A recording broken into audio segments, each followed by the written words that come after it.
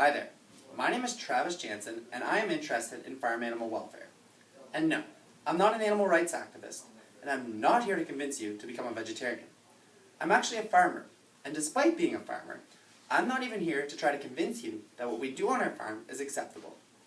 Today I'm here to have a discussion, and that discussion is about some of the videos that you guys may have seen on animal abuse on farms in Canada.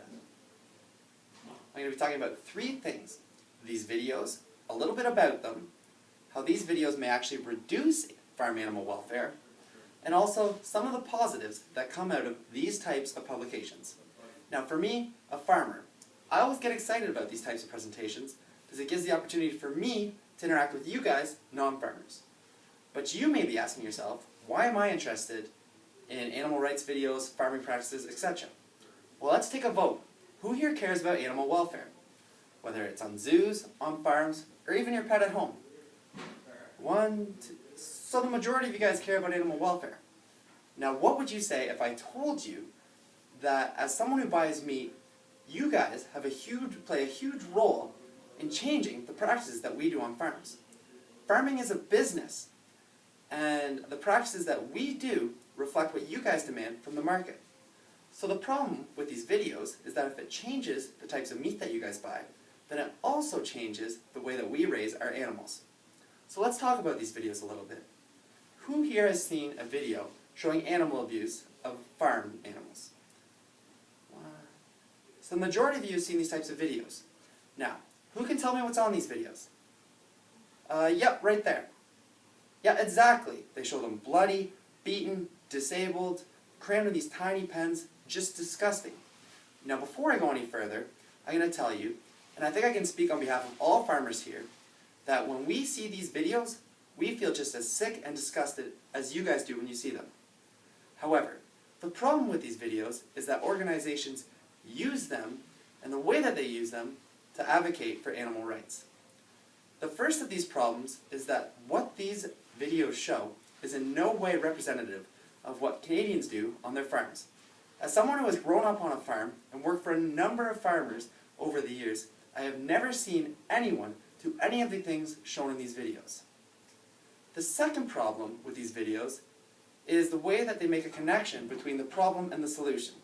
They present a problem that farm animals are being abused, yet their solution is to stop eating meat. It doesn't exactly seem connected. The third sort of problem with these videos is that they kind of attack your emotions a lot. Emotional appeal is generally reserved for people who cannot win an argument using rationale or logic in kind of a well-balanced discussion. Whenever you go into an argument or watching a video such as this and you begin to feel sad or mad, it's important to take a step back, consider the facts, and not your feelings. So we've kind of seen some of the negative effects of these videos, but let's take a look at how they actually affect the animals. Let's imagine a hypothetical market where there's 5 people over here and 5 people over here. These 5 people buy meat from animals that are raised under the highest humane standards. These 5 people over here buy it from the lowest standards. Now, both of these markets, these 10 people, watch this video about animal abuse that says they should stop eating meat.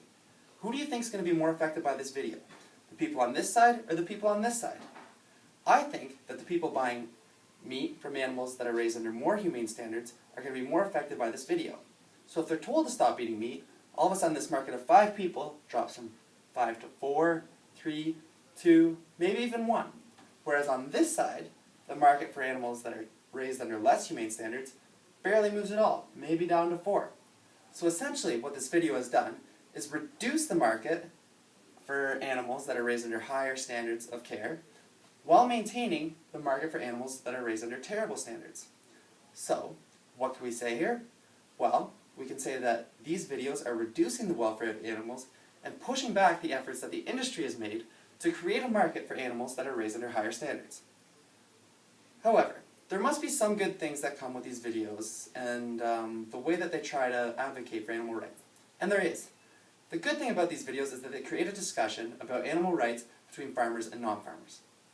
Over the last 100 years, there's been a huge move of people from rural areas to cities, which has created a separation between food production and the actual food itself. these types of videos bring this back together so that people get talking about food and the way it's made. However, it does this in sort of a negative way that makes farmers look bad and doesn't create positive, constructive discussion. So I think that we can take what we've learned here and start to create discussion using things like government programs, high school classes, and farm tours to create this same discussion, but in a positive way. Now, in his article on understanding animal welfare, David Fraser talks about the challenges of teaching people about animal welfare and coming up on a defined kind of ideal animal welfare standard. With different publications, different publishers, different findings, different governments even agreeing on different things for what animal standards should be. But what I think, despite not even knowing what the ideal standards are, what I think is that if we are working together, having a discussion about it, we're going to become closer and closer to reaching kind of animal welfare standards that farmers can be proud of, people can be proud of buying, and that our country can be proud of producing. So today I've kind of gone over three things. These videos, I've talked about some of the problems with them, I've talked about the ways that they can actually reduce animal welfare on farms, and I've also talked about some of the positives that come with them, and how we can use those positives to develop education programs. What I want you guys to take away from this video is that the decisions you make at the grocery store have a huge effect on the things that we do as farmers. So next time you go out to buy meat, do your research, learn about the way that you want animals to be raised, and make decisions that reflect those so that we will be doing the practices that you want. And this way, we can all raise animals, purchase animals, that we as Canadians can be proud of. Thank you for your time, guys. Have a good night.